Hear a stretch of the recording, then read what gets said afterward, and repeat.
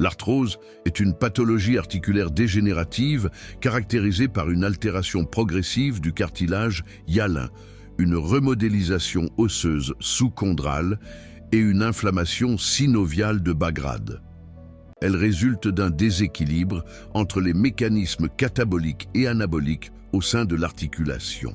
À l'échelle cellulaire, les chondrocytes subissent un stress mécanique ou inflammatoire qui induit une production accrue de métalloprotéinase matricielle et d'agrécanase. Ces enzymes dégradent les composants structuraux du cartilage, notamment le collagène de type 2 et l'agrégane. Cette dégradation altère les propriétés biomécaniques du tissu cartilagineux, entraînant une perte de résilience et des fissurations. En parallèle, l'os sous-chondral réagit par un remodelage excessif, conduisant à une sclérose osseuse, la formation d'ostéophytes et une augmentation de la vascularisation locale.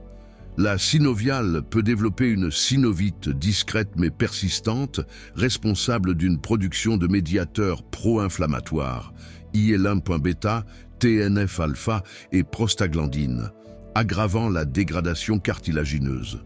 La progression est habituellement lente et multifactorielle.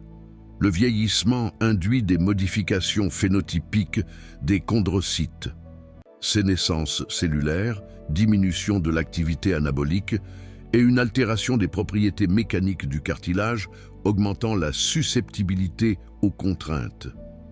Outre la surcharge mécanique sur les articulations portantes, l'obésité s'accompagne d'une augmentation de l'adiposité viscérale qui sécrète des adipokines, leptines, résistines et cytokines pro-inflammatoires, participant à un état inflammatoire systémique favorisant la dégradation cartilagineuse. Les lésions du ménisque, du ligament croisé antérieur ou les fractures intra-articulaires perturbent l'homéostasie mécanique de l'articulation et accélèrent la dégradation du cartilage, arthrose post-traumatique. Les activités professionnelles ou sportives impliquant port de charge, flexion répétée ou microtraumatisme induisent un stress mécanique chronique sur le cartilage et les structures périarticulaires. Des polymorphismes affectant le collagène de type E2 ou des enzymes de remodelage matriciel, ainsi que certaines dysplasies articulaires, dysplasie de la hanche, genu-varum valgum, augmentent la vulnérabilité cartilagineuse.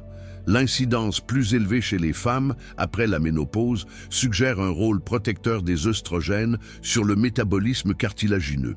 Les exercices à faible impact, marche, natation, vélo, favorisent la nutrition du cartilage via les flux de liquide synovial et stimulent un anabolisme chondrocytaire modéré. Ils améliorent également la stabilité articulaire en renforçant les muscles périarticulaires. La réduction de la charge mécanique et de l'inflammation systémique diminue la sollicitation articulaire et les processus cataboliques au sein du cartilage. Un tonus musculaire adéquat optimise l'alignement articulaire et réduit les pics de charge sur le cartilage. Une bonne proprioception diminue le risque de microtraumatisme. Bien que le niveau de preuve reste variable, un apport suffisant en vitamine D, en acides gras oméga 3 et en antioxydants peut contribuer à moduler l'inflammation systémique et le stress oxydatif, deux éléments impliqués dans la physiopathologie arthrosique. L'optimisation des techniques sportives, l'adaptation des outils professionnels et la correction des facteurs biomécaniques, orthèse, rééducation, réduisent le risque d'arthrose secondaire. Une intervention rapide, notamment via la kinésithérapie, la correction des facteurs mécaniques et l'ajustement de l'activité, peut ralentir la progression structurelle de la maladie.